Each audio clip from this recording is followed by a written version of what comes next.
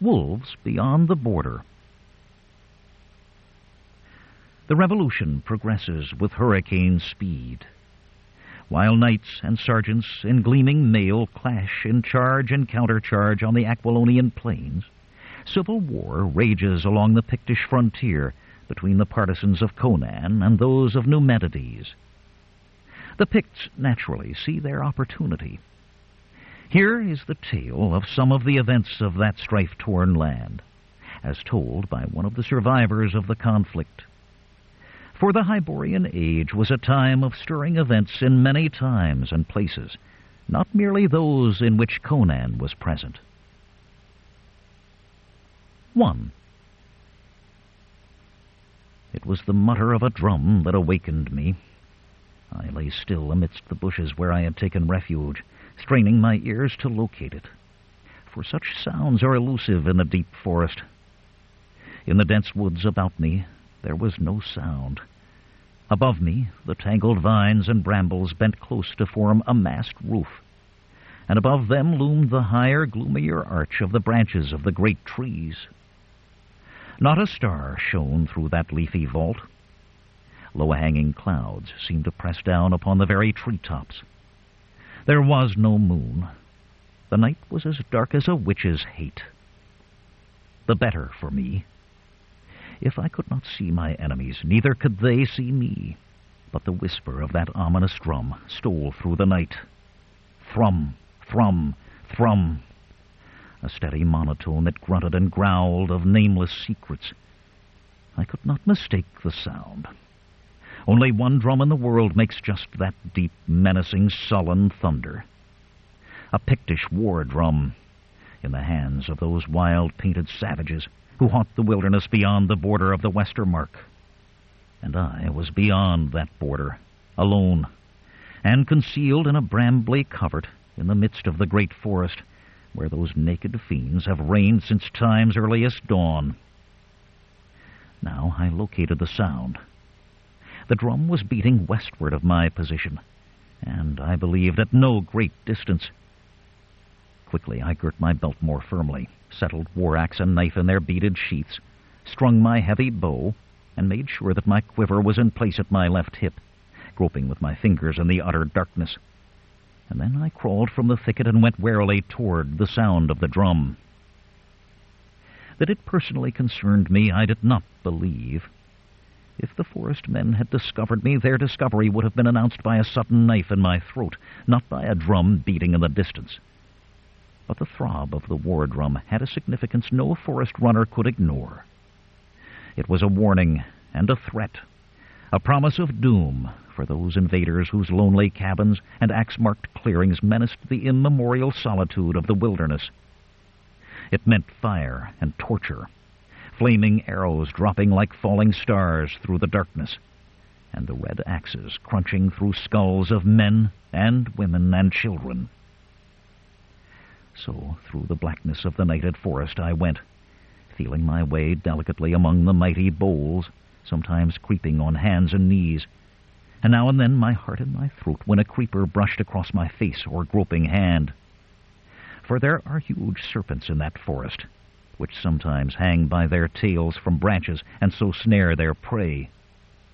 But the creatures I sought were more terrible than any serpent, and as the drum grew louder, I went as cautiously as if I trod on naked swords. And presently I glimpsed a red gleam among the trees, and heard a mutter of barbaric voices mingling with the snarl of the drum.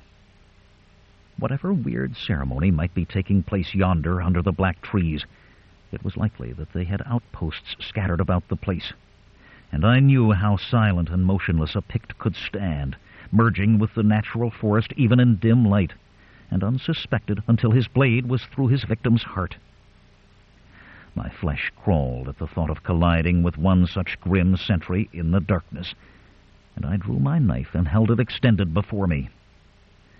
But I knew not even a Pict could see me in that blackness of tangled forest roof and cloud-massed sky. The light revealed itself as a fire, before which silhouettes moved like black devils against the red fires of hell. And presently I crouched close among the dense tamarack, and looked into a black-walled glade and the figures that moved therein. There were 40 or 50 Picts, naked but for loincloths, and hideously painted, who squatted in a wide semicircle facing the fire, with their backs to me. By the hawk feathers in their thick black manes, I knew them to be of the Hawk clan, or Onayaga. In the midst of the glade there was a crude altar made of rough stones heaped together, and at the sight of this my flesh crawled anew. For I had seen these Pictish altars before, all charred with fire and stained with blood, in empty forest glades. And though I had never witnessed the rituals wherein these things were used, I had heard the tales told about them by men who had been captives among the Picts, or spied upon them even as I was spying. A feathered shaman was dancing between the fire and the altar, a slow shuffling dance indescribably grotesque, which caused his plumes to swing and sway about him, and his features were hidden by a grinning scarlet mask that looked like a forest devil's face. In the midst of the semicircle of warriors squatted one with the great drum between his knees, and as he smote it with his clenched fist it gave forth that low growling rumble which is like the mutter of distant thunder. Between the warriors and the dancing shaman stood one who was no Pict, for he was as tall as I, and his skin light in the play of the fire. But he was clad only in doe-skin loinclout and moccasins, and his body was painted, and there was a hawk feather in his hair. So I knew he must be a Ligurian, one of those light-skinned savages who dwell in small clans in the great forest, generally at war with the Picts, but sometimes at peace and allied with them. Their skins are white as an Aquilonian's. The Picts are a white race, too, in that they are not black or brown or yellow, but they are black-eyed and black-haired and dark of skin. Neither they nor the Ligurians are spoken of as white by the people of Westermark, who only designate thus a man of Hyborian blood. Now, as I watched, I saw 3 warriors drag a man into the ring of the firelight. Another Pict, naked and blood-stained, who still wore in his tangled mane a feather that identified him as a member of the Raven clan, with whom the Hawkmen were ever at war. His captors cast him down upon the altar, bound hand and foot, and I saw his muscles swell and writhe in the firelight, as he sought in vain to break the rawhide thongs which prisoned him. Then the shaman began dancing again, weaving intricate patterns about the altar and the man upon it, and he who beat the drum wrought himself into a fine frenzy, thundering away like one possessed of a devil. And suddenly, down from an overhanging branch dropped one of those great serpents of which I have spoken. The firelight glistened on its scales as it writhed toward the altar, its beady eyes glittering and its forked tongue darting in and out. But the warriors showed no fear, though it passed within a few feet of some of them, and that was strange, for ordinarily those serpents are the only living creatures a Pict fears. The monster reared its head up on arched neck above the altar, and it and the shaman faced one another across the prone body of the prisoner. The shaman danced with a writhing of body and arms, scarcely moving his feet, and as he danced, the great serpent danced with him, weaving and swaying as though spellbound, and from the mask of the shaman rose a weird wailing that shuddered like the wind through the dry reeds along the sea marshes. And slowly the great reptile reared higher and higher, and began looping itself about the altar and the man upon it, until his body was hidden by its shimmering folds, and only his head was visible, with that other terrible head swaying close above it. The shrilling of the shaman rose to a crescendo of infernal triumph, and he cast something into the fire. A great green cloud of smoke billowed up and rolled about the altar, so that it almost hid the pair upon it, making their outlines indistinct and elusive. But in the midst of that cloud I saw a hideous writhing and changing. Those outlines melted and flowed together horribly, and for a moment I could not tell which was the serpent and which the man. A shuddering sigh swept over the assembled Picts, like a wind moaning through nighted branches. Then the smoke cleared away, and the snake lay limply on the altar, and I thought both were dead. But the shaman seized the neck of the serpent and unlooped the limp trunk from about the altar and let the great reptile ooze to the ground. And he tumbled the body of the man from the stones to fall beside the monster and cut the rawhide thongs that bound wrist and ankle.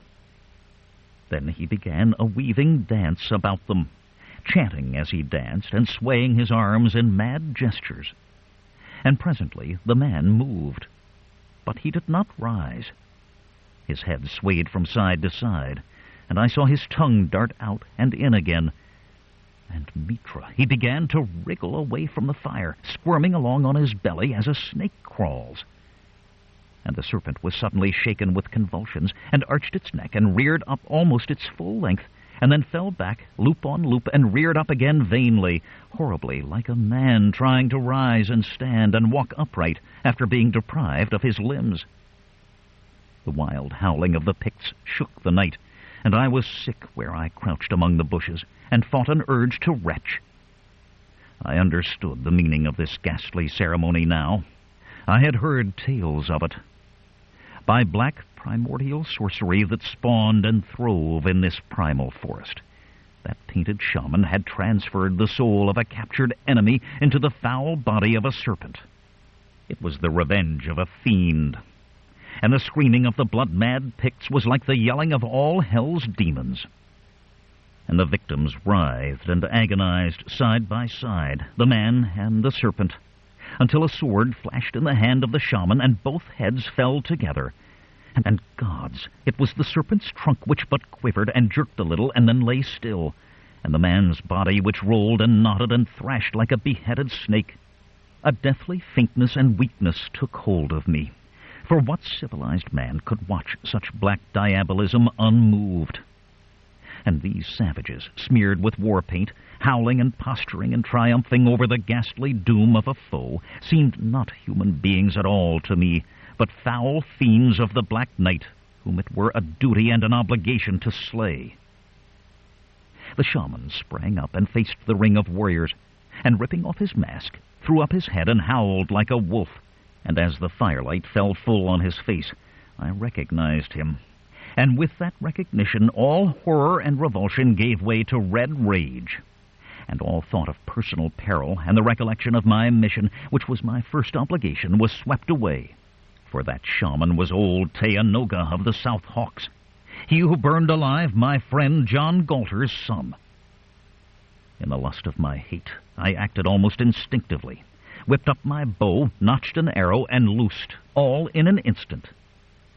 The firelight was uncertain, but the range was not great, and we of the Westermark lived by the twang of the bow. Old Teanoga yowled like a cat, and reeled back, and his warriors howled with amaze to see a shaft quivering suddenly in his breast. The tall, light-skinned warrior wheeled, and for the first time I saw his face. And Mitra! He was a Hyborian. The horrid shock of that surprise held me paralyzed for a moment, and had almost undone me.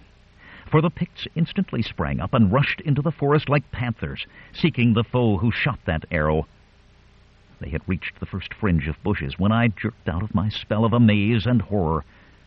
I sprang up and raced away in the darkness, ducking and dodging among the trees, which I avoided more by instinct than otherwise, for it was dark as ever.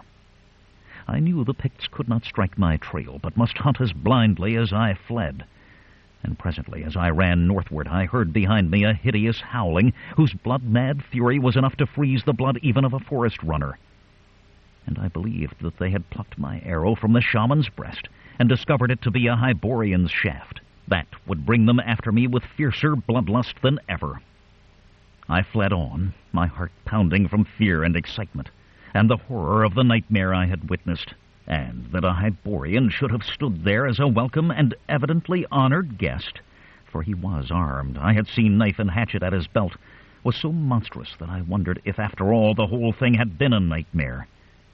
For never before had a Hyborian observed the dance of the changing serpent save as a prisoner or as a spy, as I had, and what monstrous thing it portended I knew not, but I was shaken with foreboding and horror at the thought. And because of my horror I went more carelessly than is my wont, seeking haste at the expense of stealth and occasionally blundering into a tree I could have avoided had I taken more care. And I doubt not it was the noise of this blundering progress which brought the Pict upon me, for he could not have seen me in that pitch darkness. Behind me sounded no more yells, but I knew that the Picts were ranging like fire-eyed wolves through the forest, spreading in a vast semicircle and combing it as they ran.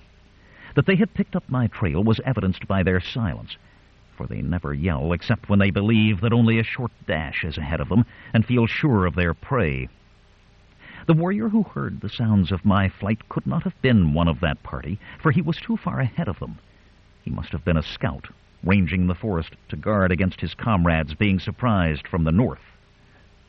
At any rate, he heard me running close to him, and came like a devil of the black night. I knew of him first only by the swift pad of his naked feet, and when I wheeled I could not even make out the dim bulk of him, but only heard the soft thudding of those inexorable feet, coming at me unseen in the darkness. They see like cats in the dark, and I knew he saw well enough to locate me, though doubtless I was only a dim blur in the darkness. But my blindly upswung hatchet met his falling knife, and he impaled himself on my knife as he lunged in, his death yell ringing like a peal of doom under the forest roof. And it was answered by a ferocious clamor to the south, only a few hundred yards away. And then they were racing through the bushes, giving tongue like wolves certain of their quarry.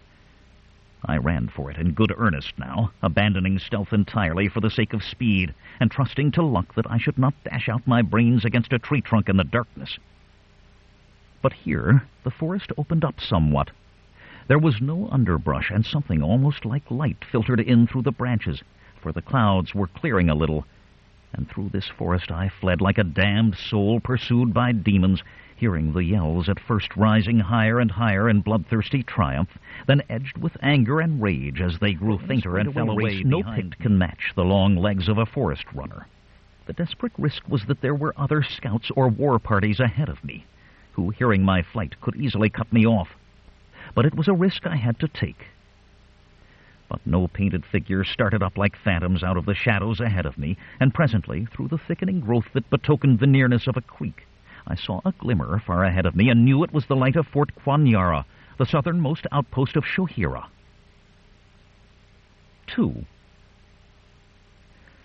Perhaps, before continuing with this chronicle of the bloody years, it might be well were I to give an account of myself, and the reason why I traversed the Pictish wilderness by night and alone. My name is Galt Hagar's son. I was born in the province of Conajohara. But 2 years before this tale, the Picts broke over the Black River and stormed Fort Tusculum, and slew all within save one man, and drove all the settlers of the province east of Thunder River. Conajohara became again part of the wilderness, haunted only by wild beasts and wild men. The people of Conajohara scattered throughout the Westermark, in Shohira, Conawaga, or Oriskany, but many of them, my family among them, went southward, and settled near Fort Thondara, an isolated outpost on the War Horse River.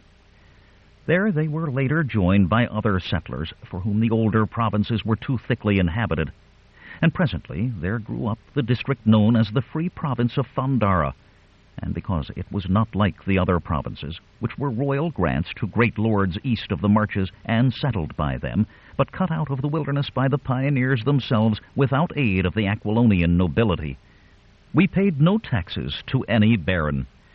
Our governor was not appointed by any lord, but we elected him ourselves from our own people, and he was responsible only to the king. We manned and built our forts ourselves, and sustained ourselves in war as in peace. And Mitra knows war was a constant state of affairs, for there was never peace between us and our savage neighbors, the wild panther, alligator, and otter tribes of Picts. But we throve, and seldom questioned what went on east of the marches in the kingdom whence our grandsires had come. Scarcely had we become settled, however, when events in Aquilonia did touch upon us in the wilderness. Word came of civil war, and a fighting man risen to wrest the throne from the ancient dynasty. And sparks from that conflagration set the frontier ablaze, and turned neighbor against neighbor and brother against brother. and it was because knights in their gleaming steel were fighting and dying on the plains of Aquilonia that I was hastening alone through the stretch of wilderness that separated Thondara from Shohira, with news that might well change the destiny of all the Westermark. Fort Quanyara was a small outpost, a square blockhouse of hewn logs with a palisade, on the bank of Knife Creek. I saw its banner streaming against the pale rose of the morning sky, and noted that only the ensign of the province floated there. The royal standard that should have risen above it, flaunting the golden serpent, was not in evidence. That might mean much, or nothing. We of the frontier are careless about the delicate punctilios of custom and etiquette, which mean so much to the knights beyond the marches. I crossed Knife Creek in the early dawn, wading through the shallows, and was challenged by a picket on the other bank, a tall man in the buckskins of a ranger. When he knew I was from Thondara, "By Mitra," quoth he, "your business must be urgent that you cross the wilderness instead of taking the longer road." For Thondara was separated from the other provinces, as I have said, and the little wilderness lay between it and the Bossonian marches. A safe road ran around it into the marches and thence to the other provinces, but it was a long and tedious road. Then he asked for news from Thondara, but I told him I knew little of the latest events, having just returned from a long scout into the country of the Ottermen. This was a lie, but I had no way of knowing Shohira's political color, and was not inclined to betray my own until I knew. Then I asked him if Hakon Strom's son was in Fort Quanyara, and he told me that the man I sought was not in the fort, but was at the town of Shondara, which lay a few miles east of the fort. "I hope Thondara declares for Conan," said he with an oath, "for I tell you plainly, it is our political complexion, and it is my cursed luck which keeps me here with the handful of rangers who watch the border for raiding Picts. I would give my bow and hunting shirt to be with our army, which lies even now at Thanatia on Ogaha Creek, waiting for the onslaught of Brokos of Tor with his damned renegades." I said naught, but was astounded. This was news indeed. For the Baron of Tor was lord of Konawaga, not a Shohira, whose patron was Lord Thasperus of Corman. "Where is Thasperus?" I asked. And the ranger answered, a thought shortly, "Away in Aquilonia, fighting for Conan." And he looked at me narrowly, as if he had begun to wonder if I were a spy. "Is there a man in Shohira," I began, "who has such connections with the Picts that he dwells, naked and painted, among them, and attends their ceremonies of blood feast, and—" I checked myself at the fury that contorted the Shohiran's features. "Damn you," says he, choking with passion, "what is your purpose in coming here to insult us thus?" And indeed, to call a man a renegade was the direst insult that could be offered along the Westermark, though I had not meant it that way. But I saw the man was ignorant of any knowledge concerning the renegade I had seen, and not wishing to give out information, I merely told him that he misunderstood my meaning. "I understand it well enough," said he, shaking with passion. "But for your dark skin and southern accent, I would deem you a spy from Konawaga. But spy or no, you cannot insult the men of Shohira in such a manner. Were I not on military duty, I would lay down my weapon belt and show you what manner of men we breed in Shohira." "I want no quarrel," said I, "but I am going to Shondara, where it will not be hard for you to find me if you so desire. I am Galt Hagar's son." "I will be there anon," quoth he grimly. "I am Otho Gorm's son, and they know me in Shohira." I left him striding his post along the bank and fingering his knife hilt and hatchet as if he itched to try their edges on my head, and I swung wide of the small fort to avoid other scouts or pickets. For in these troublous times, suspicion might fall on me as a spy very easily. Nay, this Otho Gorm's son was beginning to turn such thoughts in his thick noodle when they were swept away by his personal resentment at what he mistook for a slur. And having quarreled with me, his sense of personal honor would not allow him to arrest me on suspicion of being a spy, even had he thought of it. In ordinary times, none would think of halting or questioning a Hyborian crossing the border, but everything was in a mad whirl now. It must be, if the patron of Caughnawaga was invading the domain of his neighbors. The forest had been cleared about the fort for a few hundred yards in each direction, forming a solid green wall. I kept within this wall as I skirted the clearing, and met no one, even when I crossed several paths leading from the fort. I headed eastward, avoiding clearings and farms, and the sun was not high in the heavens when I sighted the roofs of Shondara. The forest ran to within less than half a mile of the town, which was a handsome one for a frontier village, with neat houses mostly of squared logs, some painted, but also some fine frame buildings, which is something we have not in Thondara. But there was not so much as a ditch or a palisade about the village, which was strange to me. For we of Thondara build our dwelling places for defense as much as shelter, and while there was not then a village in the width and breadth of the province, the land being but newly settled, yet every cabin was like a tiny fortress. Off to the right of the village stood a fort, in the midst of a meadow with palisade and ditch and a ballista pivot mounted on a raised platform. This structure was somewhat larger than Fort Quanyara, but I saw few heads moving above the parapet, either helmeted or capped, and only the spreading winged hawk of Shohira flapped on the standard.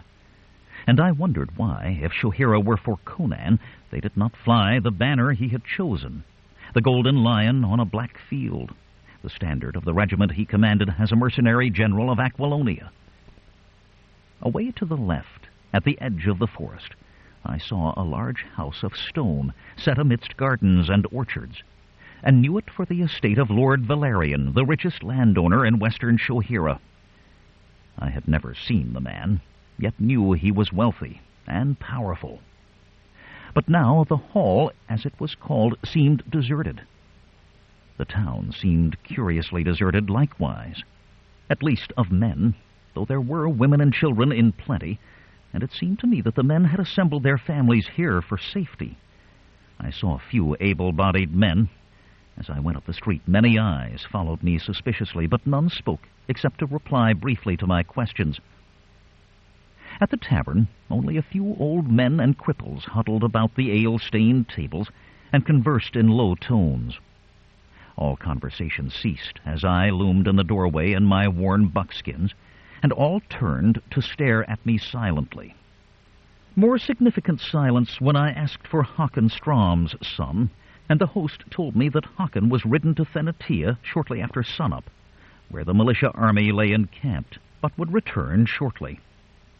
So, being hungry and weary, I ate a meal in the tap room, aware of those questioning eyes fixed upon me, and then lay down in a corner on a bearskin the host fetched for me, and slept, and was so slumbering when Håkon Strom's son returned, close upon sunset.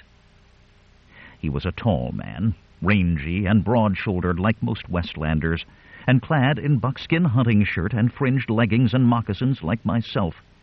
Half a dozen rangers were with him, and they sat them down at a board close to the door and watched him and me over the rims of their ale-jacks. When I named myself and told him I had a word for him, he looked at me closely and bade me sit with him at a table in the corner, where mine host brought us ale foaming in leathern jacks. "Has no word come through of the state of affairs in Thondara?" I asked. "No sure word, only rumors." "Very well," said I. "I bring you word from Brant Drago's son, governor of Thondara, and the council of captains, and by this sign you shall know me for a true man." And so saying, I dipped my finger in the foamy ale, and with it drew a symbol on the table, and instantly erased it. He nodded, his eyes blazing with interest. "This is the word I bring you," quoth I. "Thondara has declared for Conan, and stands ready to aid his friends and defy his enemies." At that he smiled joyfully, and grasped my brown hand warmly with his own rugged fingers. "Good," he exclaimed, "but it is no more than I expected." "What man of Thondara could forget Conan?" said I. "Nay, I was but a stripling in Conajohara, but I remember him when he was a forest runner and a scout there. When his rider came into Thondara telling us that Poitain was in revolt, with Conan striking for the throne and asking our support, He asked no volunteers for his army, merely our loyalty. We sent him one word: we have not forgotten Conajohara. Then came Baron Atelius over the marshes against us, but we ambushed him in the little wilderness and cut his army to pieces. And now I think we need fear no invasion in Thondara. I wish I could say the same for Shohira, he said grimly. Baron Thasperus sent us word that we could do as we chose. He has declared for Conan and joined the rebel army, but he did not demand western levies. Nay, both he and Conan know the Westermark needs every man it has to guard the border. He removed his troops from the forts, however, and we manned them with our own foresters. There was some little skirmishing among ourselves, especially in the towns like Koyaga, where dwell the landholders, for some of them held to Numenides. Well, these loyalists either fled away to Konawaga with their retainers, or else surrendered and gave their pledge to remain neutral in their castles, like Lord Valerian of Shondara. The loyalists who fled swore to return and cut all our throats. And presently Lord Brocas marched over the border. In Konawaga, the landowners and Brocas are for Numenides, and we have heard pitiful tales of their treatment of the common people who favor Conan. I nodded, not surprised. Konawaga was the largest, richest, and most thickly settled province in all the Westermark, and it had a comparatively large and very powerful class of titled landholders, which we have not in Thondara, and by the favor of Mitra never shall.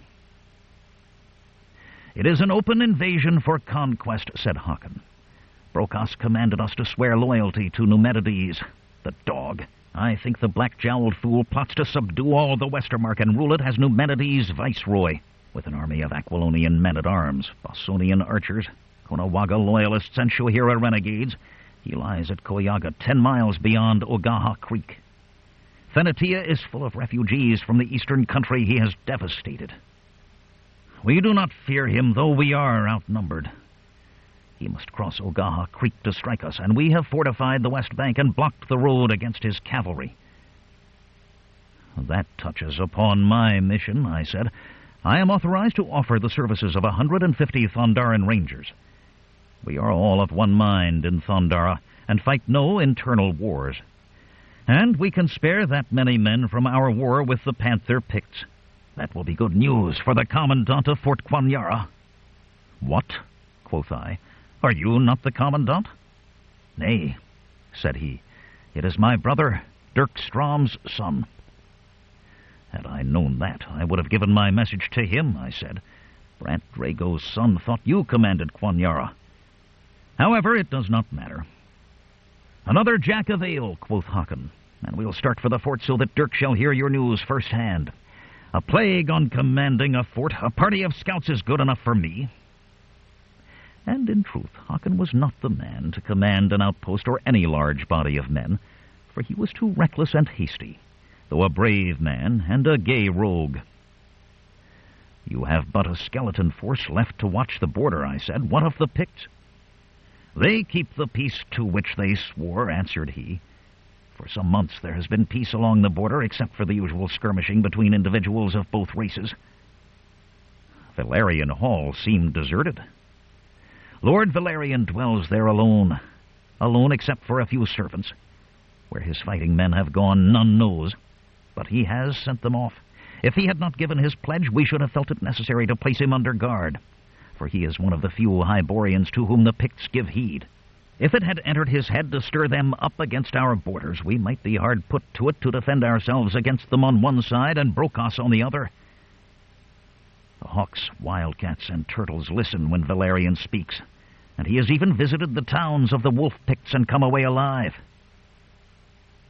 If that were true, it were strange indeed, for all men knew the ferocity of the great confederacy of allied clans known as the Wolf Tribe, which dwelt in the west beyond the hunting grounds of the 3 lesser tribes he had named.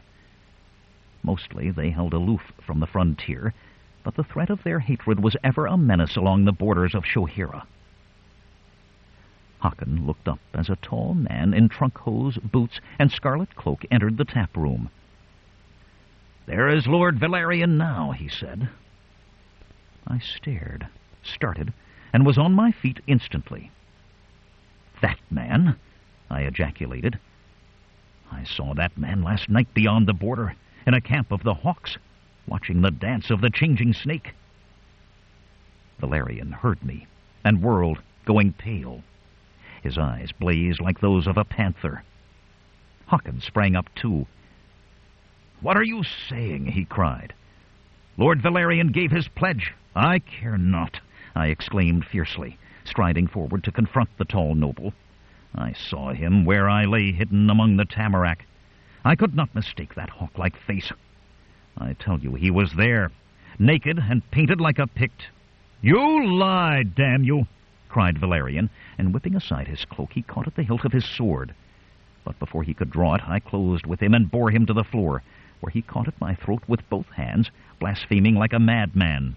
Then there was a swift stamp of feet, and men were dragging us apart, grasping my lord firmly, who stood white and panting with fury, still clutching my neckcloth, which had been torn away from my throat in the struggle. "Loose me, you dogs!" he raved. "Take your peasant hands from me. I'll cleave this liar to the chin." "Here is no lie," I said more calmly. "I lay in the tamarack last night and watched, while old Teyanoga dragged a raven chief's soul from his body and forced it into that of a tree serpent. It was my arrow which struck down the shaman, and I saw you there. You, a Hyborian, naked and painted, accepted as one of the clan." "If this be true," began Hakon. "It is true, and there is your proof," I exclaimed. "Look there, on his bosom." His doublet and shirt had been torn open in the scuffle, and there, dim on his naked breast, showed the outline of the white skull which the Picts paint only when they mean war against the Hyborians. He had sought to wash it off his skin, but Pictish paint stains strongly. "Disarm him," said Hakon, white to the lips. "Give me my neckcloth," I demanded, but his lordship spat at me and thrust the cloth inside his shirt. "When it is returned to you, it shall be knotted in a hangman's noose about your rebel neck," he snarled.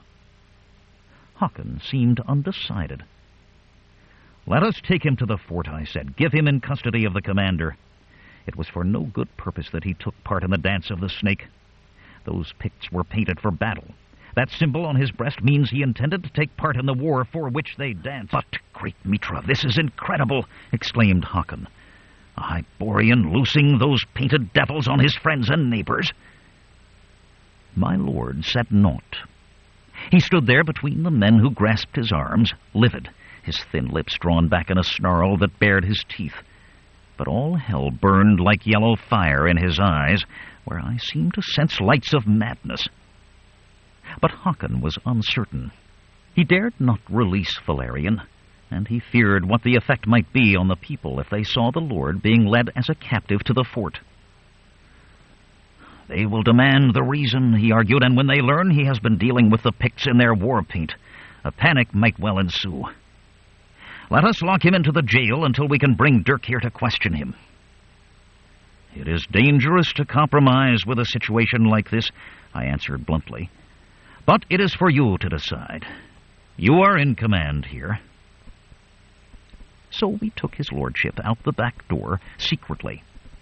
It being dusk by that time, we reached the jail without being noticed by the people, who indeed stayed indoors mostly. The jail was a small affair of logs, somewhat apart from the town, with 4 cells, and one only occupied, that by a fat rogue who had been imprisoned overnight for drunkenness and fighting in the street. He stared to see our prisoner. Not a word said Lord Valerian as Hakon locked the grilled door upon him and detailed one of the men to stand guard.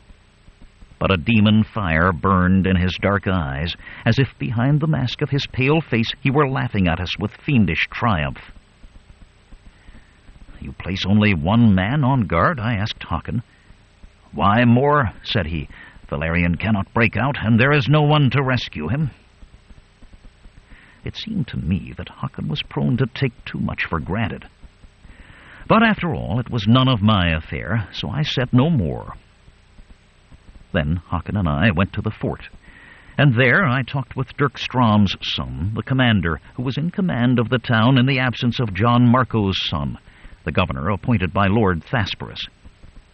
John Marco's son was now in command of the militia army, which lay at Thynatea.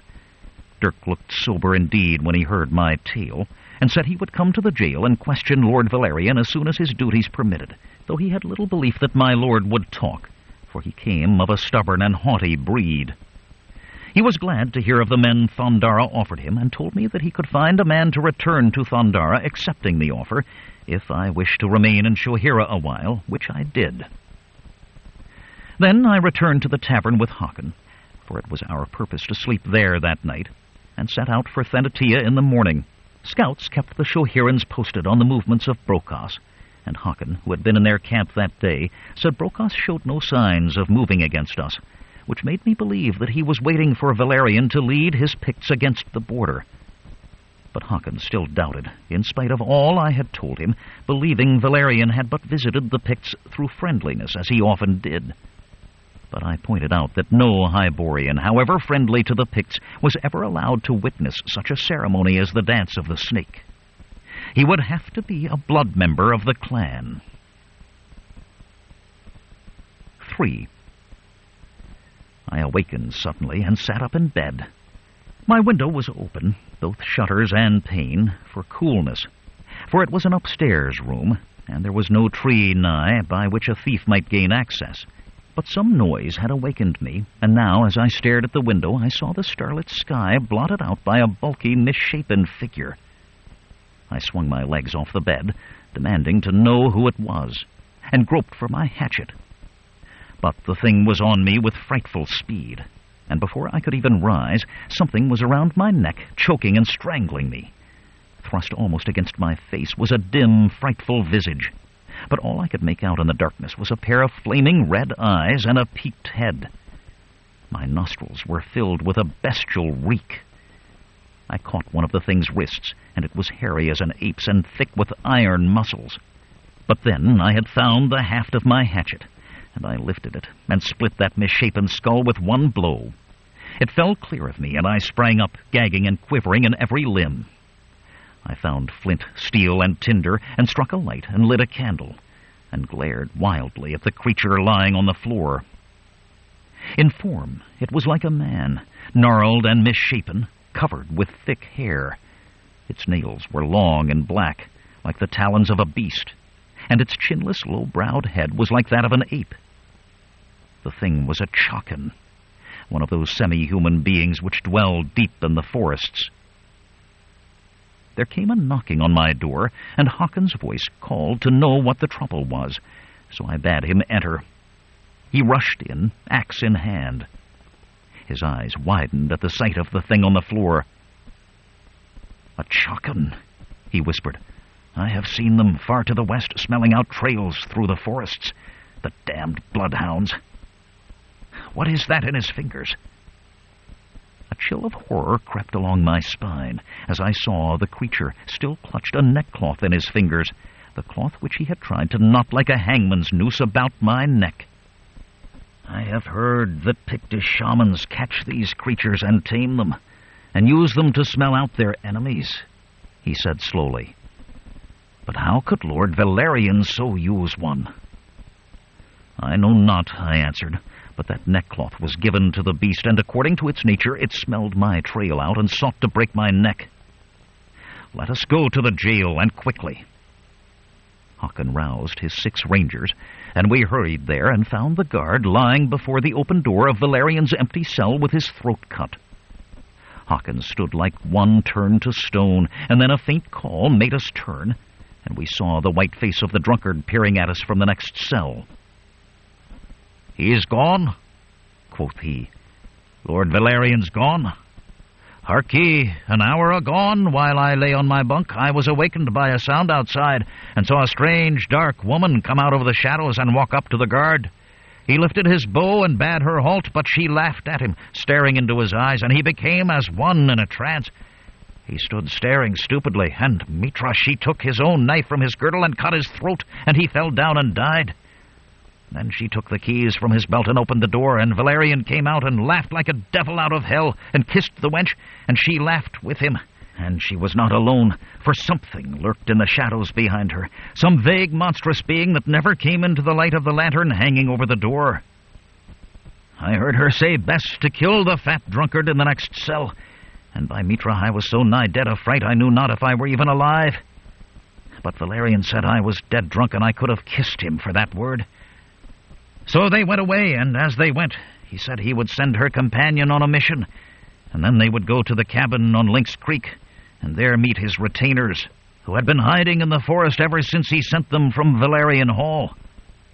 He said that Teanoga would come to them there, and they would cross the border and go among the Picts and bring them back to cut all our throats. Hakon looked livid in the lantern light. "Who is this woman?" I asked curiously. "His half-breed Pictish mistress," he said. "Half Hawk Pict and half Ligurian. They call her the Witch of Skandaga. I have never seen her, never before credited the tales whispered of her and Lord Valerian, but it is the truth." "I thought I had slain old Teanoga," I muttered. "The old fiend must bear a charmed life. I saw my shaft quivering in his breast. What now?" "We must go to the hut on Lynx Creek and slay them all," said Hakon. "If they loose the Picts on the border, there will be the devil to pay. We can spare no more men from the fort or the town. We are enough. I know not how many men there will be on Lynx Creek, and I do not care.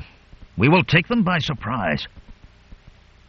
He released the drunkard to carry word to the fort of what had befallen, and we set out at once through the starlight. The land lay silent, lights twinkling dimly in the houses.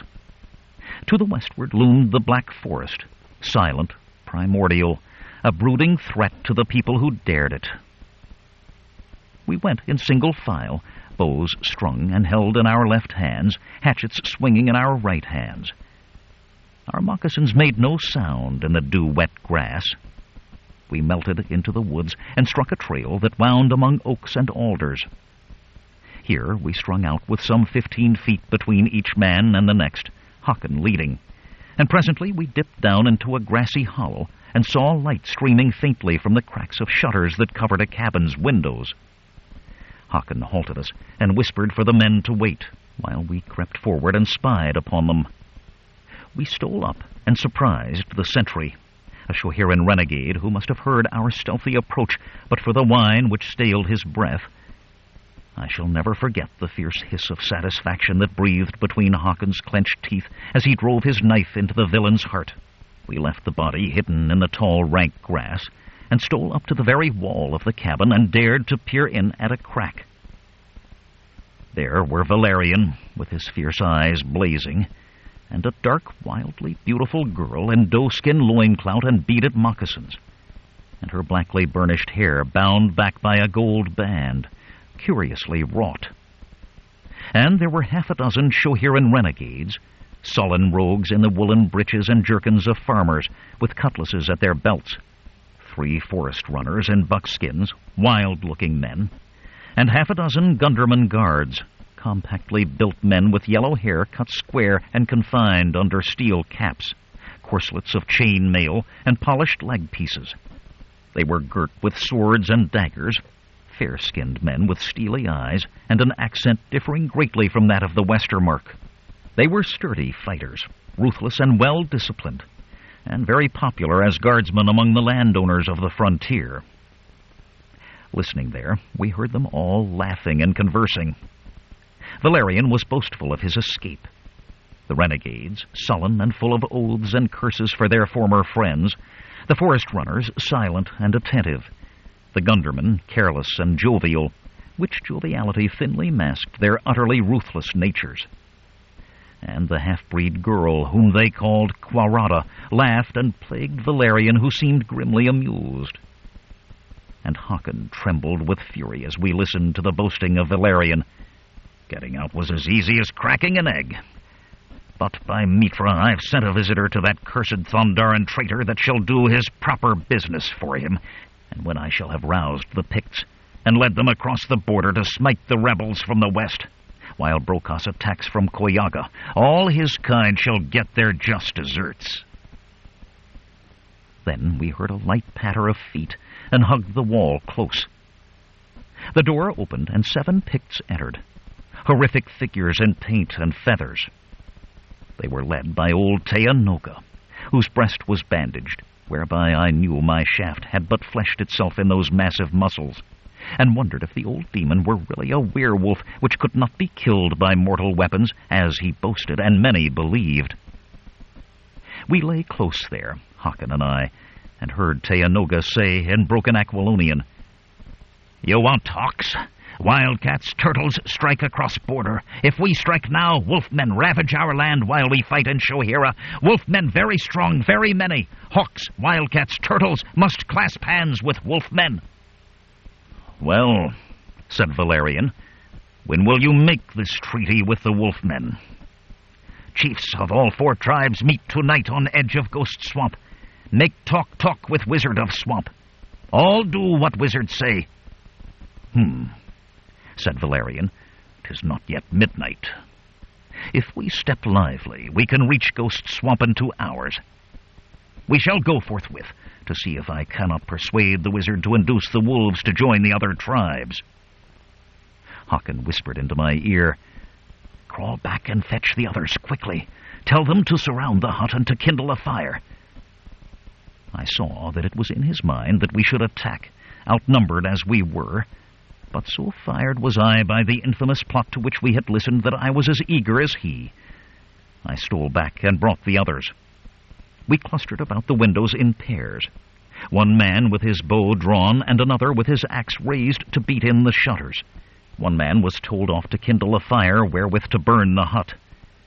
As I rejoined Hakon at the front door, I heard the voice of Valerian from within. "Come on, men. We must be on our way at once." Then came the sound of men rising to their feet and securing their weapons and gear. Hakon, aflame with eagerness, fidgeted in the dark, while the man who was kindling the flame fiddled with flint and steel and tinder and twigs. At last the ranger had a neat little blaze going, and others thrust branches into it for torches.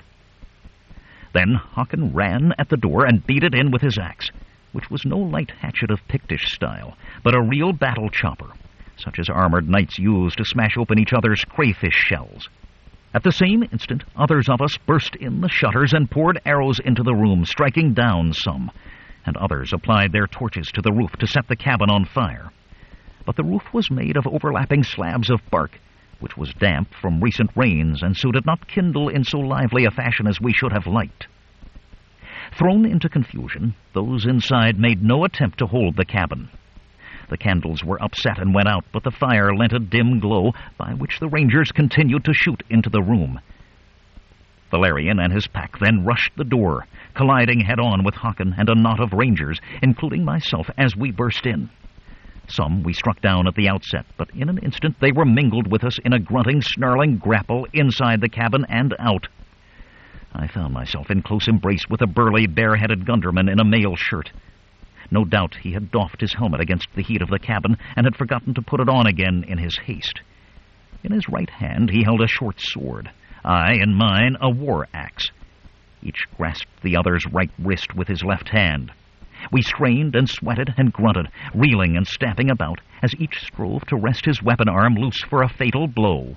At last I hooked my leg behind his and sent him sprawling with me on top of him. In the fall he lost his grip on my wrist, but somehow got his hand on the half of my hatchet and wrenched it loose when my grip was momentarily loosened. The gunderman's first blow with the hatchet glanced from my shoulder, his aim having been disturbed by the foot of one of the battlers, who unwittingly trod on some lower part of his frame. My own free hand happened upon a half-buried stone about the size of an apple, and I tore it out of the ground and smote my man on the forehead, even as he was striking up at me again with my own hatchet. Feeling his muscles slacken, I took the stone in both hands and brought it down with all my strength upon his skull. I heard the bone crunch, and the man gave one jerk and lay still. I scrambled to my feet to plunge back into the fray, and lo, there was no more fray. Bodies lay here and there, some of theirs and some of ours, but the surviving gundermen, renegades, and Picts were all fleeing into as they fled, and heard the whistle of an arrow that one of the surviving rangers sent after them. But what of the haste of the archer and the uncertainty of the light, I do not think the shaft found its mark. The rascals still much outnumbered us, and had they tried could have wiped out Hakon's party.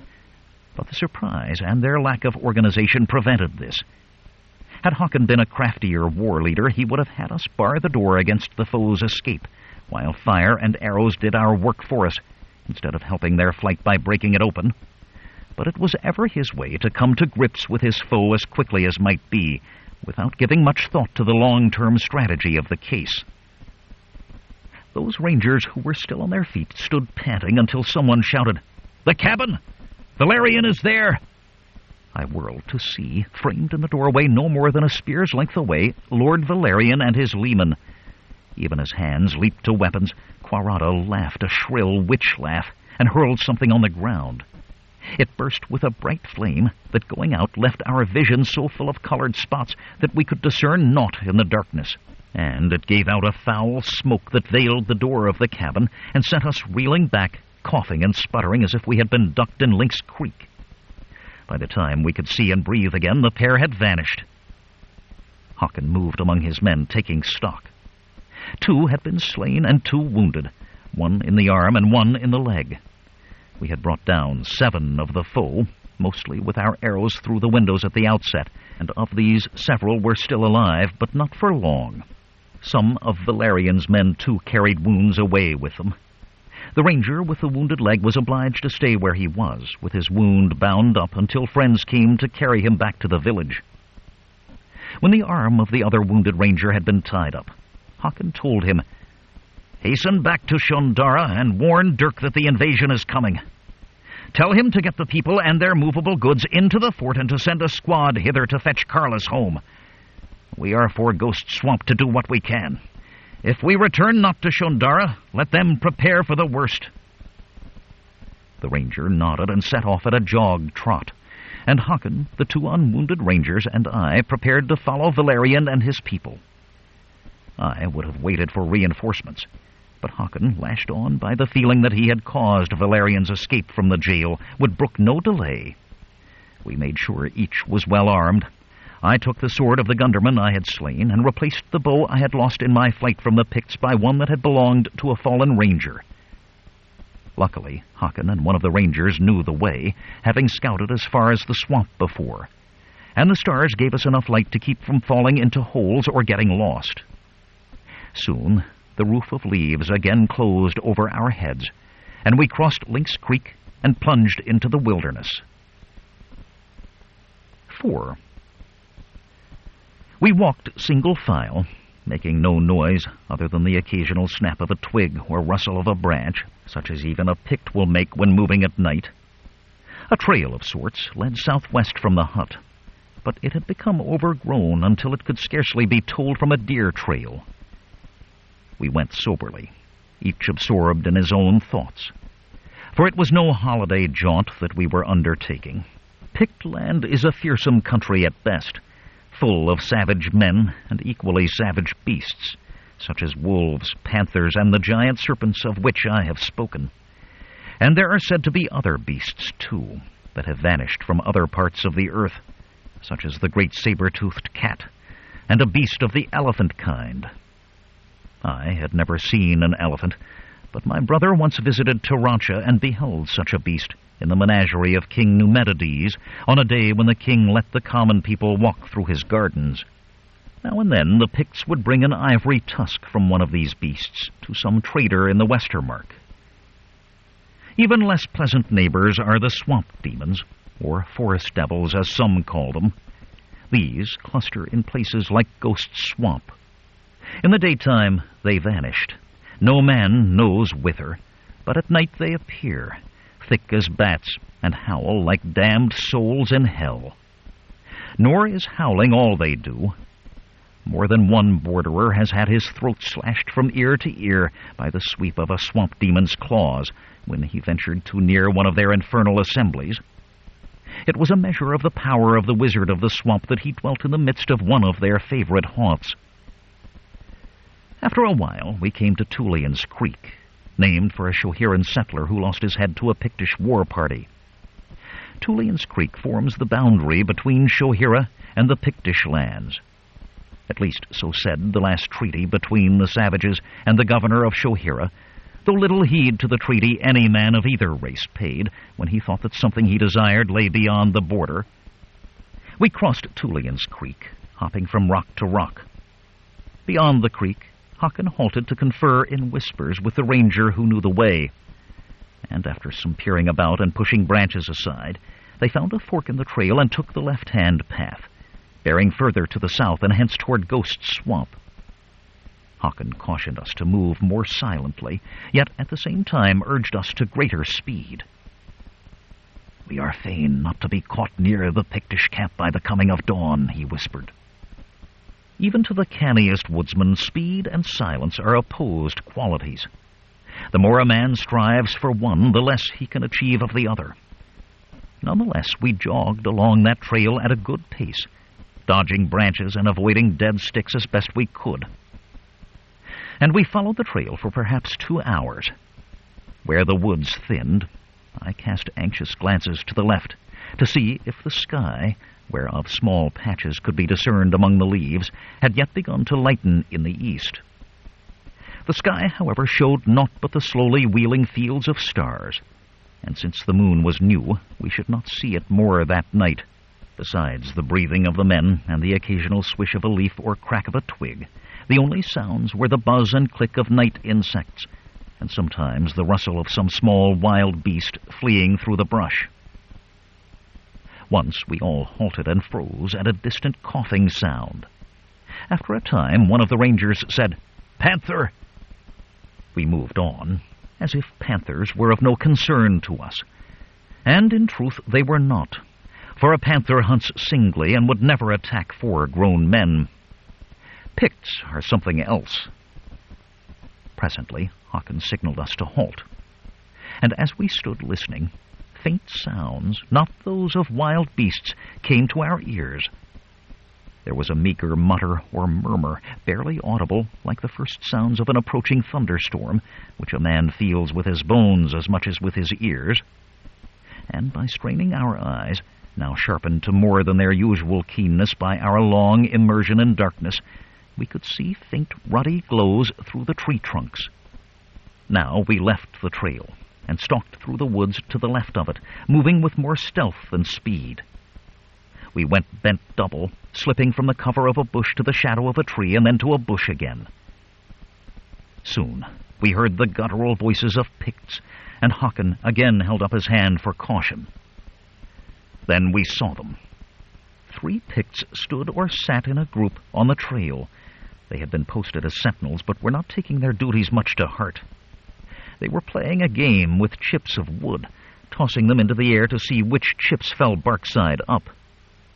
The Picts murmured, laughed, and now and then cast playful boasts and threats at each other, much as other men would do to relieve boredom.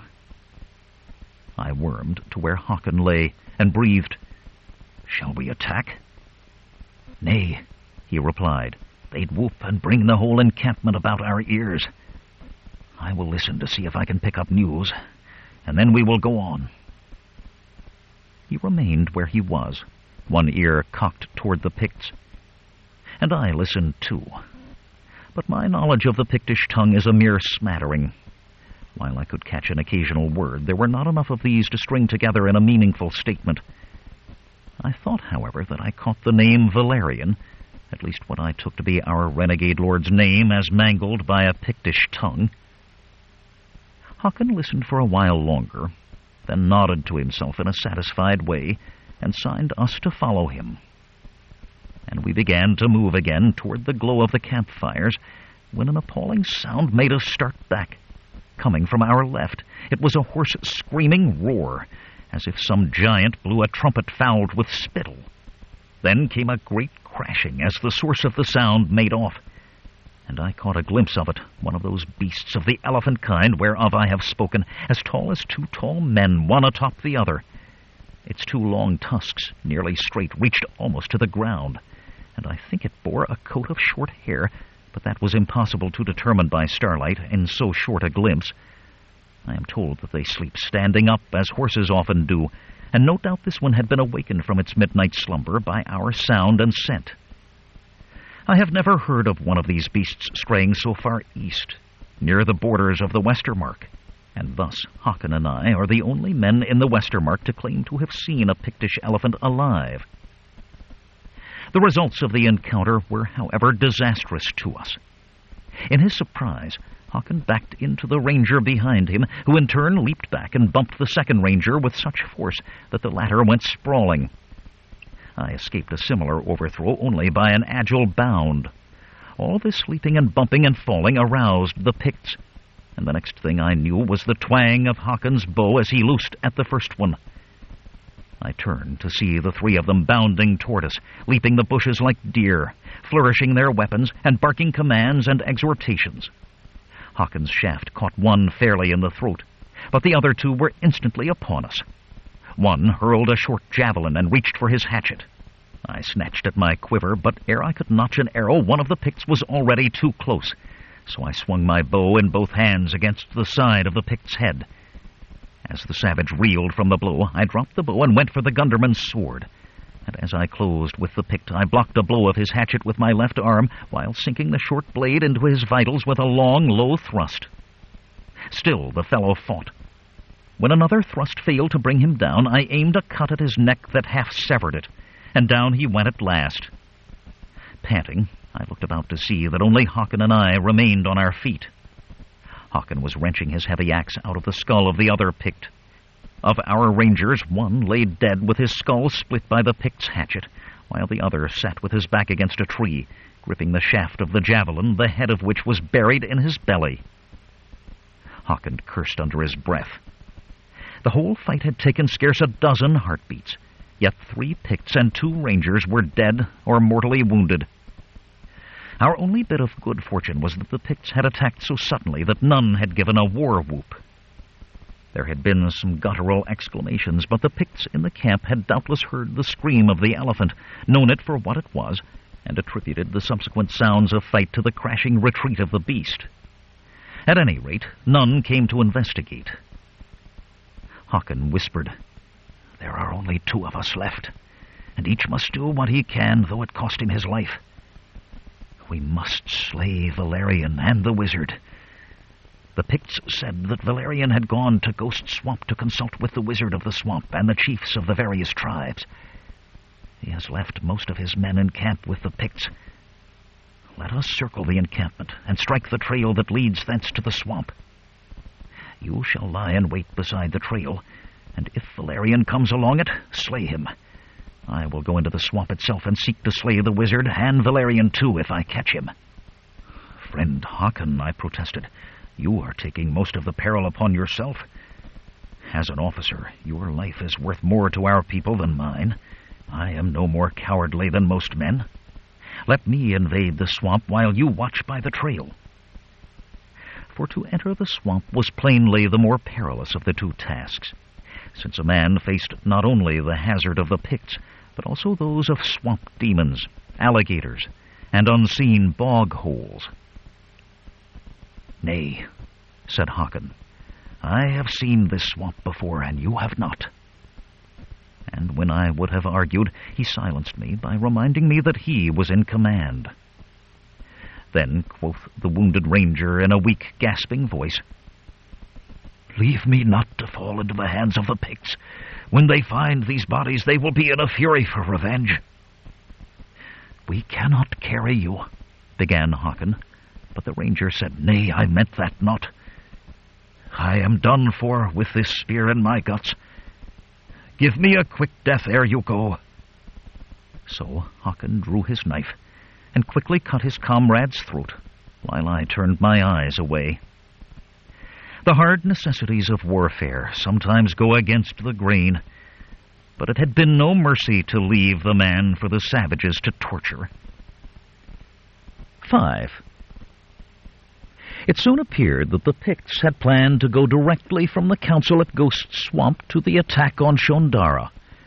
In the camp, hundreds of warriors lay snoring on rude beds of boughs or under hastily built huts and lean-tos, while dying campfires sent up lazy coils of blue smoke. No women or children were in sight, showing that this was a war party and not a simple tribal assembly. There were, in fact, 4 separate camps, one each for the hawk, wildcat, and turtle tribes, and a larger one for the wolfmen. These camps were scattered irregularly, so that in trying to skirt one, we nearly ran into another. But at last we had threaded our way past all of them and picked up the trail to the swamp. As before, we scouted beside the trail instead of on it. The camps proved farther from Ghost Swamp than we had expected. Doubtless the Pictish warriors, fearless though they were, had not cared to sleep any closer to the haunts of the swamp demons than they had to. But at last we found a place where a clump of young pines grew beside the trail, and around their bases a great mass of ferns. This, we decided, would be the site for the ambuscade. And so I stretched myself out on my belly with bow strung and arrow notched on the ground before me, while Håkon went away down the gentle slope toward Ghost Swamp. And as I looked that way, I could see patches of brightness through the trees that told of open water. The night was now far spent, and I feared lest dawn come upon us ere we had accomplished our tasks. Did this happen, I planned to crawl back away from the trail to some thicker covert, lie up there during the day, and then try again, if the Picts were still encamped here. Thirst would become a problem before the day was out, but I should cope with that when I came to it. Time crawled. I strained my eyes and ears, hoping for Valerian and his escort to appear out of the gloom along the trail. But all was silent, save for the hum of gnats and the grunt of a bull alligator from the direction of the swamp. Even the swamp demons chose not to howl. A man cannot, however, keep his attention screwed up to the sticking point forever. I had been up nearly all the night, and had hiked 10 or 15 miles, and had fought 2 skirmishes, slaying a man in each one. For all my good intentions, nature had its way with me. It seemed to me that I let my heavy eyelids droop but an instant, when a heavy, muscular form landed on top of me, and a chorus of hideous yells made the forest ring about me. I started awake, too mazed with sleep to struggle with much effect. Several Picts had pounced upon me, 4 of them seizing my 4 limbs, while another crouched on my back. And before I could do more than curse them by Mitra and Ishtar, they had stripped me of weapons and bound my wrists and ankles, giving me a few cuffs and kicks for good measure. I became aware that the sky was much lighter than when I had dozed off, showing that some little time had passed. There were sounds of chopping, and presently a Pict appeared with a pole he had just cut from a sapling. This was thrust between my arms and between my legs. 2 brawny Picts hoisted the ends of the pole to their shoulders and set out briskly toward the swamp, with Galt Hagar's son dangling from the pole between them like a huntsman's quarry. The rest followed, speaking in deep, grunting tones. Some even laughed, a thing Picts rarely do, since they deem open mirth undignified and reserve it for such worthy occasions as the torture of a captive. At first I was too cast down by the shame of letting myself be surprised, and by my apprehensions of the fate awaiting me, to heed much save my own misery. But then I recollected that I was not dead yet, and that last-minute changes of fortune were not unknown in the world. And so I began to watch about me for anything or circumstance that might provide a means of escape. Dawn was breaking when we reached the borders of Ghost Swamp. By craning my neck, I saw the vast stagnant waters of the swamp, broken by clumps of reeds and other water plants. Wisps of mist rose ghost-like from the still waters, which reflected the cloud-flecked blue of the dawning sky. Here and there, trunks of dead trees stood up like petrified witches. We jogged out on a tongue of land that extended into the water. From the end of this point, my bearers splashed into the water. They followed a line of stepping stones, placed so that their tops were just below the surface of the water. We crossed another stretch of boggy land and more stepping stones, and so at last we came to the place of the Wizard of the Swamp. The wizard dwelt on an isle which rose a little higher above the level of the waters than does most of the land in that malevolent marsh. On this small elevation, among the trees that crowned it, rose a circle of huts like those the Picts build in their villages. As we approached the hillock, one of the Picts of my party ran ahead, so that by the time I arrived, all those present had turned out to greet me. The ground was littered with gourds. No doubt the chiefs had spent the night in guzzling weak Pictish beer as well as in talk. Those on the isle were the wizard himself, Valerian and a few of his retainers, Quarada, Teanoga, and a score of Picts. Feathers and paint identified the Picts as the chiefs of the turtles, hawks, wildcats, and wolves, all of them yawning and bleary-eyed from their night-long session. Valerian grinned like a Pictish idol when he saw me. "The rebel from Thundara," he cried. "By Mitra, you are a persistent devil. Would all those on the side of his lawful majesty were as firm in their virtue as you are in your villainy. Do but wait, my fine friend.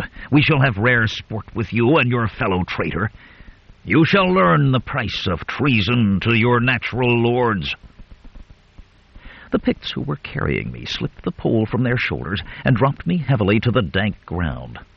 As I rolled over, I saw that the stake had been driven into the earth in the center of the circle of huts, and to this Håkon Strom's son was bound. Valerian, still looking at me, jerked his head toward Håkon. "He thought he could slink past the wizard's guard of swamp demons," he said. Håkon and I exchanged glances, but saw not to be gained by speech at that moment. The wizard gave orders in Pictish, and some Picts went back over the causeway of stepping stones. Others began digging a hole in the earth near the stake to which Håkon was tied. The wizard was a strange-looking being, aged, bent, and scrawny, with a brown skin almost as dark as that of a Cushite, a mop of white hair, and a long, silky white beard. His features were unlike those of any man I had ever seen.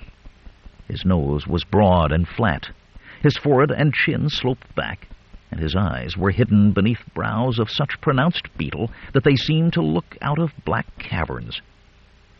He could have been a hybrid of man and Chockin. Now I understood the tales repeated in the Westermark, that the wizard was neither Pict nor Ligurian, but the last survivor of a race that had dwelt in the land before the Picts overran it. Truly, the Pictish wilderness harbors many strange survivors from bygone times. Like the Picts, the wizard was naked but for a deerskin clout. Instead of painted designs such as the Picts wore, he bore on his chest and back a design of small scars arranged in lines and circles. He said something to the Picts, who took away the pole whereby they had borne me and jerked me to my feet. And he came close and stared up into my face, his little black eyes sparkling out of the depths of those cavernous eye sockets. Then he turned away for more talk with the Picts. Presently, the Picts that had left the isle returned with a length of tree trunk, which they trimmed with their axes to a suitable length. The other Picts had meanwhile dug the hole to more than knee-deep. They placed one end of the log in this hole and shoveled the earth back in, holding the log upright. They stamped the earth and pounded it with war clubs and the handles of their spades to make it firm, and soon had a twin of Håkon's stake. At a word from the wizard, they dragged me to the stake. While a couple of brawny savages held my arms, another one cut my bonds with his knife. Then they stripped me to my loincloth, slammed me against the stake, and began binding me with long rawhide thongs. I pretended not to resist, but while they were tying me, I stiffened my body and tensed my muscles. The Picts did not seem to notice. Mayhap they thought I was showing my white man's pride. Soon they had me bound to the stake, with my arms hanging at my sides, as rigidly as a Stygian mummy. The chiefs and Valerian and his mistress were clustered about the wizard, talking.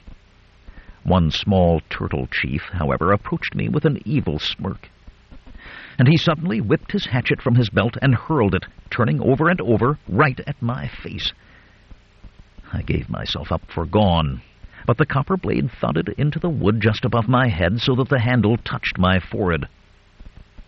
The turtle chief and some other Picts broke into cries of triumph, vaunting their pleasure at having made me flinch. One of the early stages of Pictish torture is to shoot arrows and throw axes and knives at the prisoner, missing him as closely as possible. If he winces, that scores a point for his tormentors. If he withstands the missiles without flinching, that scores a point for him. It is a foolish sort of game, but I would have resisted the temptation to flinch rather than give them the satisfaction had I had any warning of the fellow's intentions. But this deed started a great argument among the Picts, and 2 or 3 of them sided with the chief who had thrown the hatchet, while the others opposed. The thrower and his friends kept repeating the Pictish word for now, while the others said anon. One Pict was busily whittling small wooden spikes or splinters, a hand's breadth long, for the evident purpose of sticking them into the captives' hides and igniting them. At last the wizard sided with those saying anon. I turned my head toward Haakon's stake and asked, "What is their dispute? The question of when we shall be put to the torment?" "Aye," said Haakon. "That little turtle and his friends wish to practice their art upon us now, while the others prefer to save us until after the sack of Shondara. The wizard says we are his, to do with as he pleases, and he will tell them when they may have us." "If he has anything worse than Pictish tortures in mind," I said, shuddering as I remembered the dance of the changing serpent. And now the wizard and all the chiefs disappeared into the huts. Valerian and Quarata entered one. 2 common Picts were left to stand guard over us, while the rest jogged off toward the encampment. "They will catch some sleep ere setting forth on the attack," quoth Haakon. "From what I heard, they mean to move out around noon and reach Shondara just after dark." "They would naturally prefer not to attack in daylight with darts from the ballista whizzing about their ears," I said.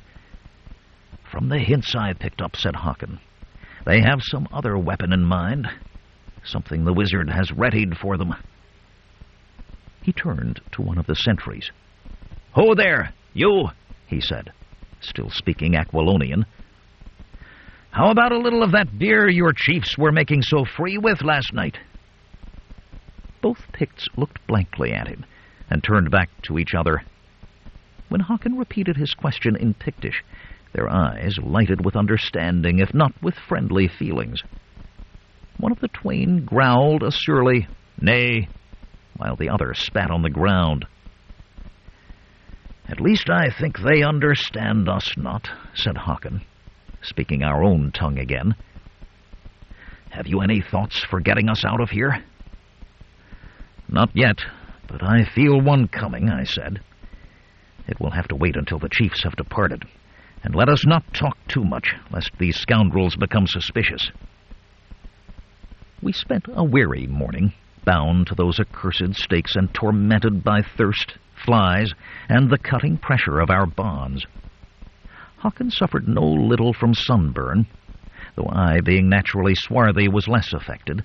Both of us bore many wicked bruises from the fights we had fought. The chiefs snored in their huts. From the direction of the encampment came the murmur of voices as the warriors awoke. At last, when the sun stood high overhead, the wizard emerged from his hut and blew a whistle, made from what appeared to be a length of human arm bone.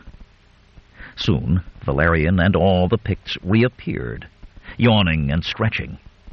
There was much hustle and bustle. While some ate a quick repast, others thumbed and whetted the edges of their weapons.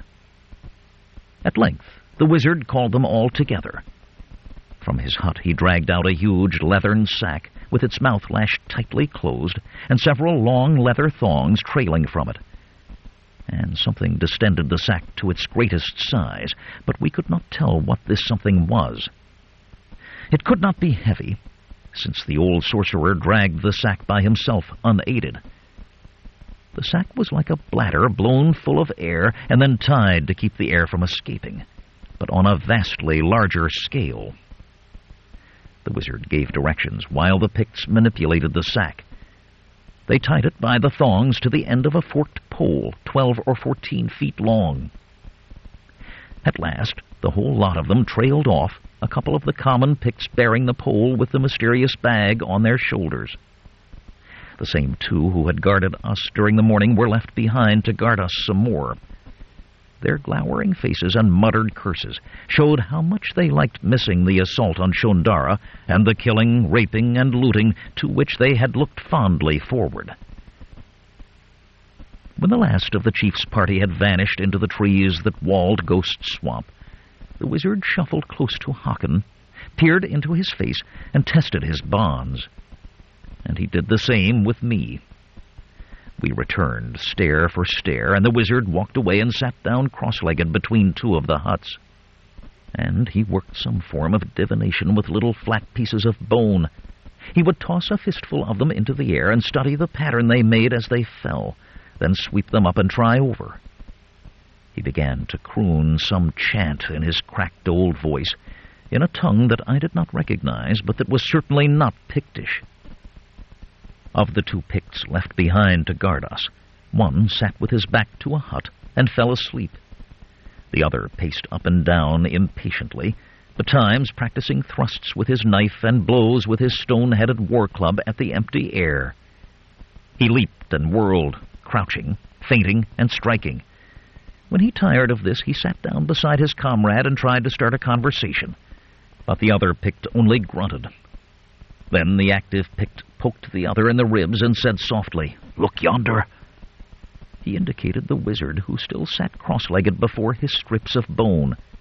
But now he no longer picked them up and tossed them. He sat immobile, gazing out across the swamp. The two Picts rose lithely and padded over to the wizard, and they peered into his face, and one of them whistled and snapped his fingers. No slightest movement made the wizard.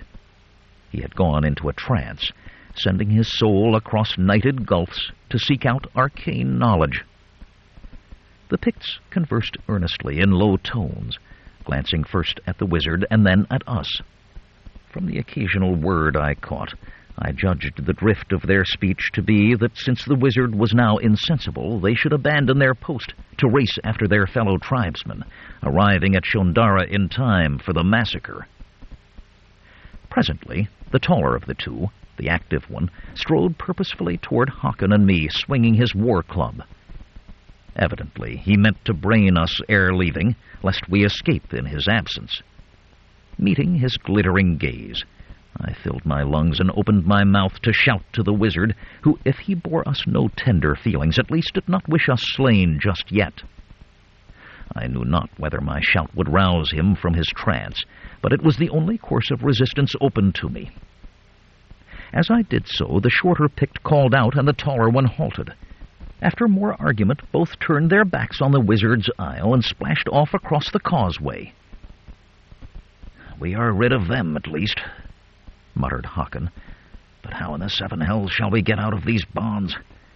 Those who tied us up were no tenderfeet." "Watch and see," I murmured. I had relaxed all my muscles so that the loops of rawhide embraced me a shade less firmly, and now I began moving my arms and hands up and down inside their bonds, striving to work the loops down toward my hips. The sun declined toward the west. The flies buzzed.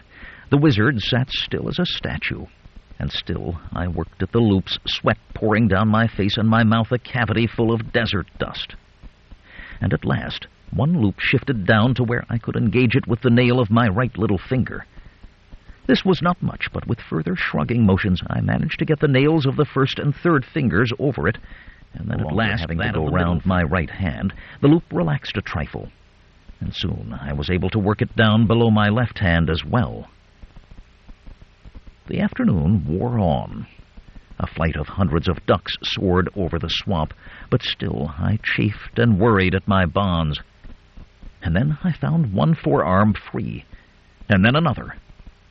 With my freed hands, I worked the loops that bound my upper arms up over my shoulders, and then I was free.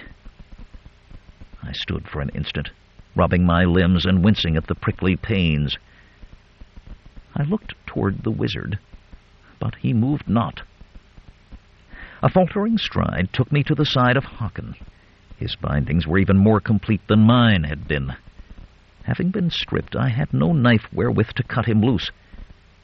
As I worked at his thongs, he muttered, "We shall be all night at this rate, Galt. See if you cannot find a blade of some sort." I gnawed at his bonds, but progress seemed as slow that way as trying to slide them off him. Then I took his advice and searched the huts, one after another, But the wizard's guests had taken all their gear with them. In the wizard's own hut, I found simple cooking utensils and a lot of magical paraphernalia, but not with a real cutting edge. The only weapon was a bow of curious design and a quiver full of arrows. When I examined the arrows, I saw that they would be of no use. They had chisel-shaped heads of stone and were evidently meant for fowling, not for bringing down bigger game like men. I remembered that the wizard wore a knife at his girdle. This, it seemed, was the only real weapon left in the wizard's isle. There was nothing to do but try to take it from him. As I stole up, the wizard still sat in his trance. Moving stealthily, I snatched a handful of his white hair, jerked his head around, and dealt him a mighty buffet on the jaw with the fist of my free hand. The blow knocked the old man over. For an instant his body twitched and thrashed like that of a beheaded serpent.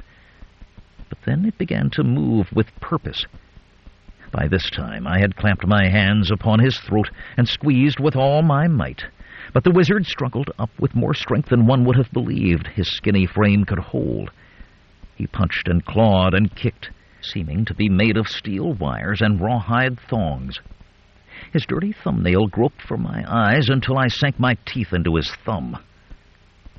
For an instant his deep-set eyes met mine, and suddenly I felt my soul being drawn out of my body. Something within me told me that I was on the wrong side. It told me to release my hold and do whatever the wizard asked, for he was my rightful master. But I closed my eyes and continued to squeeze. We were up, then down, then up again, rolling over and over. He fumbled for his knife and got it out, but by that time he was fast weakening and only succeeded in giving me a scratch along the ribs. Then I got my knee on his knife hand and forced it into the dirt. All this while I continued to squeeze his windpipe, lest he utter some frightful spell and damn my soul to hell's everlasting. Little by little the thrashings of the wizard died away. Even after his body lay limply in the dirt, I continued to press my thumbs into his throat, not wishing him to come to life of a sudden after I released him.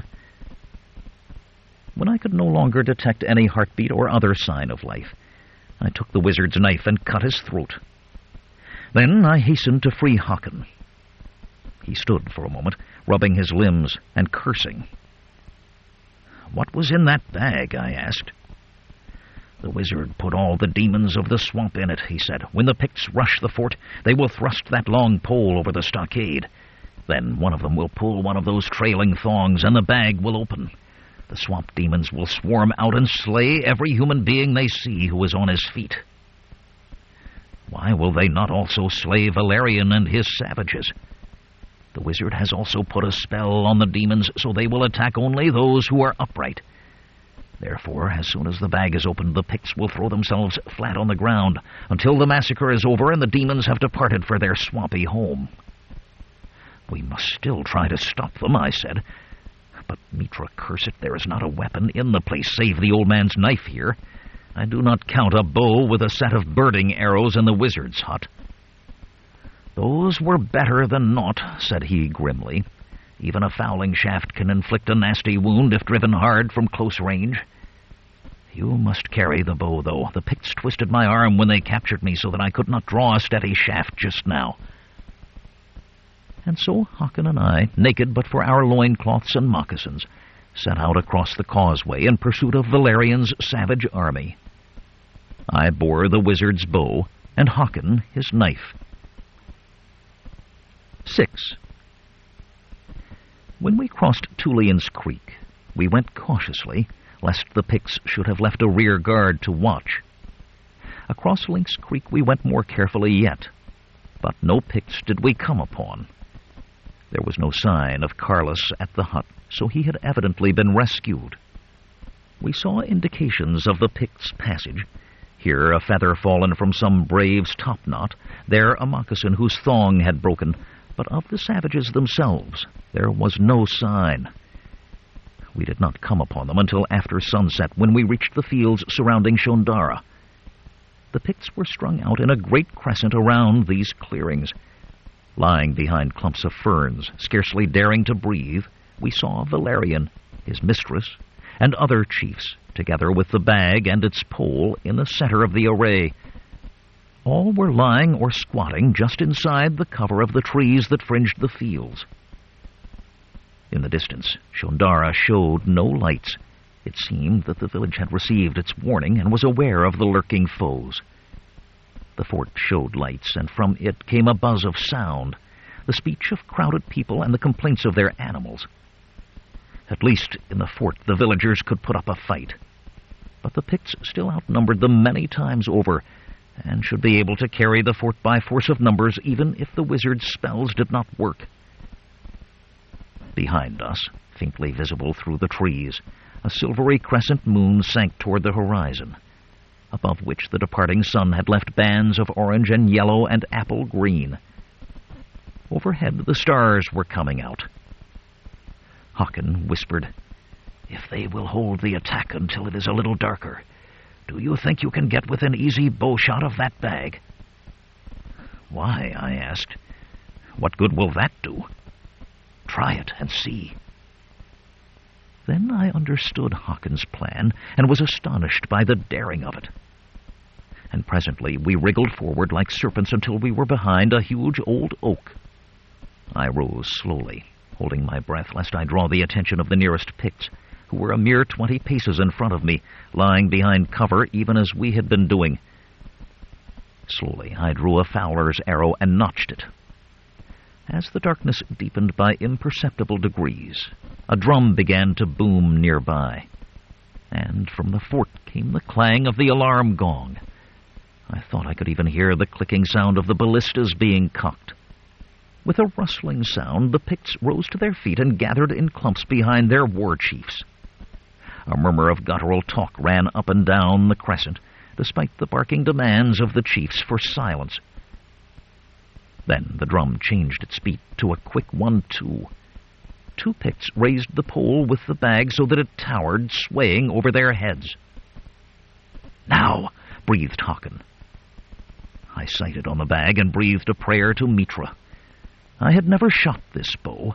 The light was poor, the bag wobbled from side to side. The drumbeat changed again. Whistles and rattles sounded. Sharp commands ran down the line. With a frightful ululation of whoops, hundreds of Picts streamed out of the forest toward the village and the fort, yelling like fiends. I shot. As soon as I released my shaft, I knew I had shot awry and snatched at the quiver for a second. But the bag, swaying back and forth on its pole, chose to wobble into the path of my arrow. The shaft struck home with a sound like a bursting drumhead. The Picts holding the pole started forward with the rest, then paused, gazing fearfully upward. A rending sound came from the bag, whence swirled a great smoky mass. "Down flat!" yelled Håkon in my ear, pulling my arm as he threw himself down.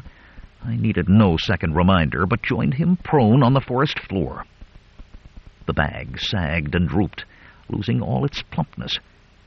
The cloud that had issued from it spread out over the far-flung Pictish force, which was now racing across fields, trampling crops toward Shondara.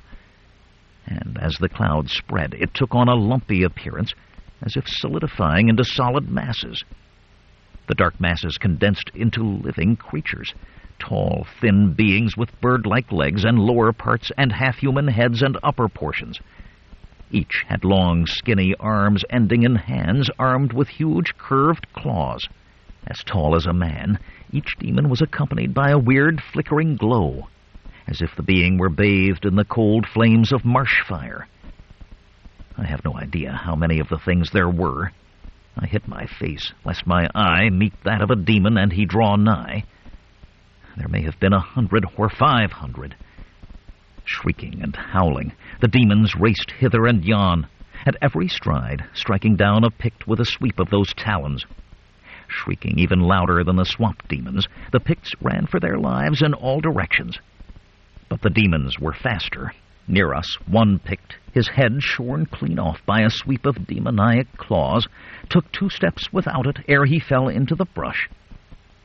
A few Picts remembered to throw themselves flat, but the great majority, taken by surprise and not having received the expected command to drop to earth, panicked and fled. That was fatal. After them bounded the furious demons on their long birds' legs, swifter than any man could run.